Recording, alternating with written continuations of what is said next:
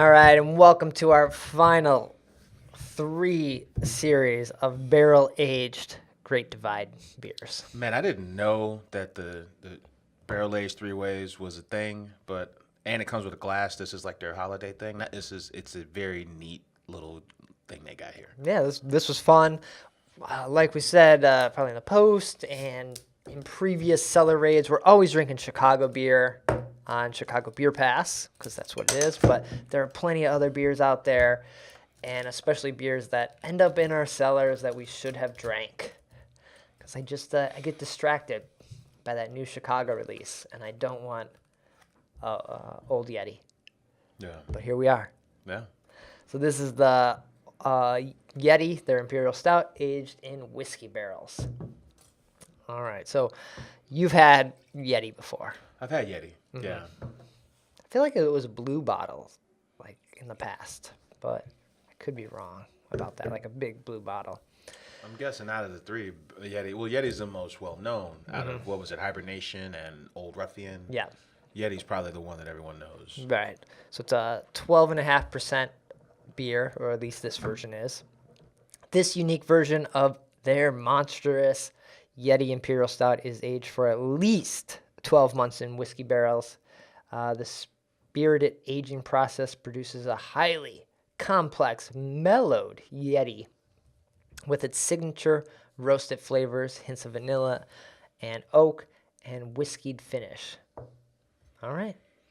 Yeah, man. Just take me back to the basics, man. None of this. We put vanilla. We put fudge. Greg Hall would always say that. He's like, man, the way we went with those variants of BCS is cool, but making a beer with just 4 ingredients, 5 with the barrel, I guess. Making it do all those things without any adjuncts. Yeah. For him, it was cooler. That's why. Are the signs, are they like Heineken signs, or somebody's like, oh, we only use 3 ingredients, like yeast, hops, and water? And it's kind of like, oh, they figured out how to make a beer with no barley, or whatever. Maybe it's not barley. It's I think it might have been yeast was missing, or one of the. But it's kind of like, oh yeah, I kind of miss those days. There's like a part of me, and like you said, this is like, oh, this is just a stout. It's roasted barley, and that's all you need. And then you put it in a barrel, so you get a little variant of it, but you don't have to put coffee. You don't have to put chocolate. You don't have to put oranges or whatever. Yeah.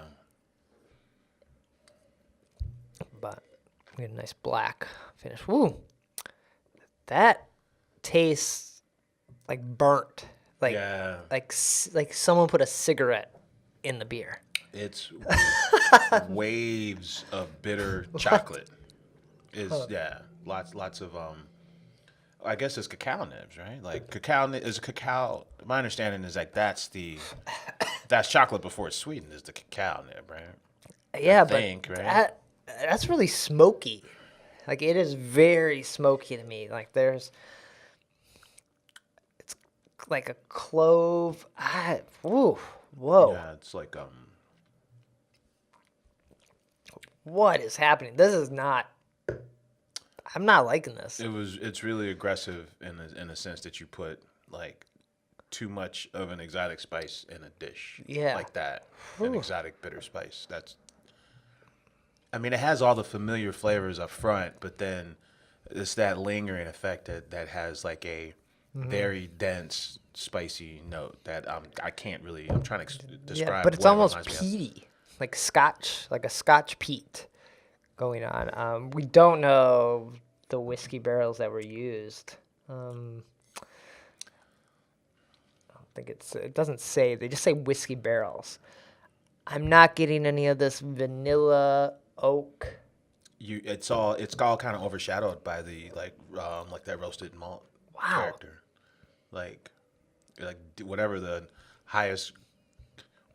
deepest roast of the roasted malt chart is, the black bitter malt. It's that you get that more than the other. You get the other things, but it's just campfire, right? Like, man, we just As you can see, if you watch the YouTube video, we just drank the hibernation.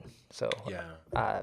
And coming off of that, it's kind of sweet. It's mellow. It's a very light body. And now going into this, you would think we would have eased our way in, Yeah. but it didn't. It didn't help.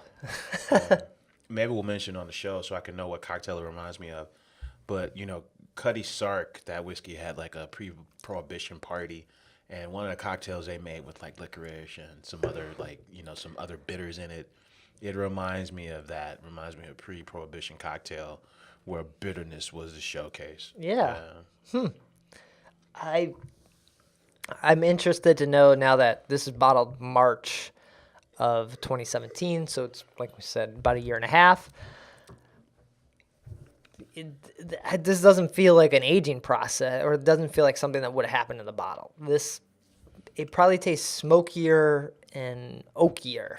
Probably more A year ago when it came out. Yeah. It's probably oakier than this. Yeah. Yeah, which it kind of feels like it was their intent because we had the what was the other one called? The Hibernation Ale. Hibernation, yeah. And the Old Ruffian. The Old Ruffian, and the Hibernation Ale wasn't the same. Mm-hmm. Wasn't the same degree of aggressiveness. Yeah.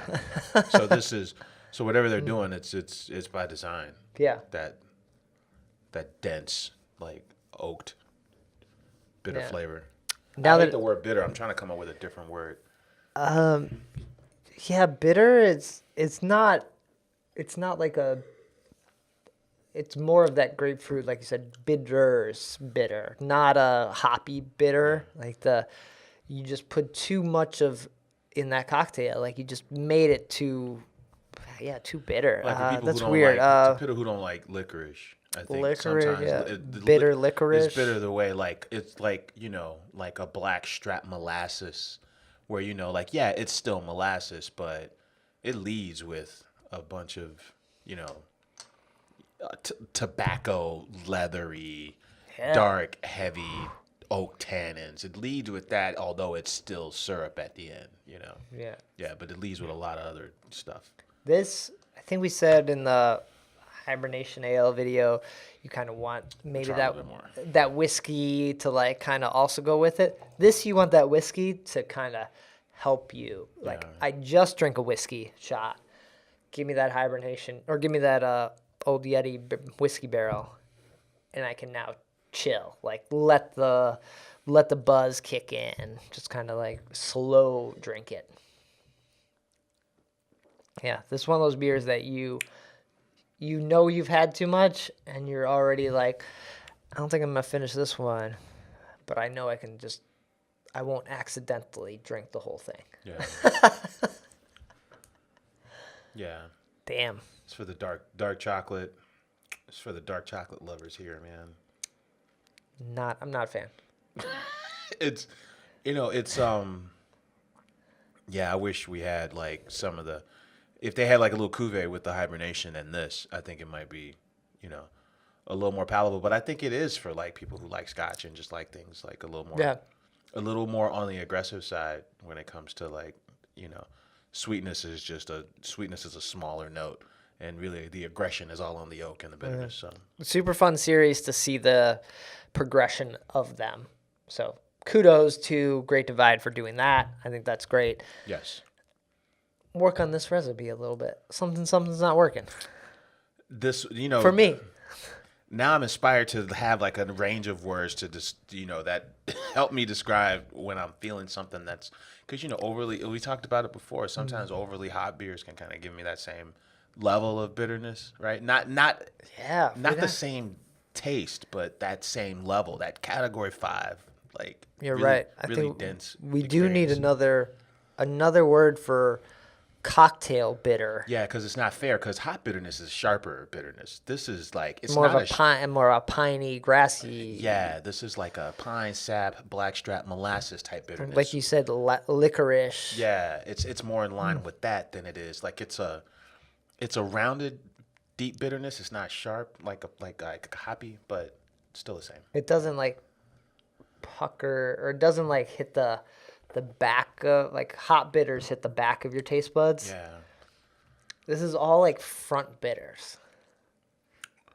I think we broke the record for the word bitter on this. Yeah, I don't know. If anyone has a new word for bitter or another way to describe Now we gotta look at the wheel. We gotta look at the flavor wheel. cocktail bitters, And like say, where does this leave a fit? comment. Let us know. I want to, maybe we're like blank. Maybe too many beers and we're like blanking on the word.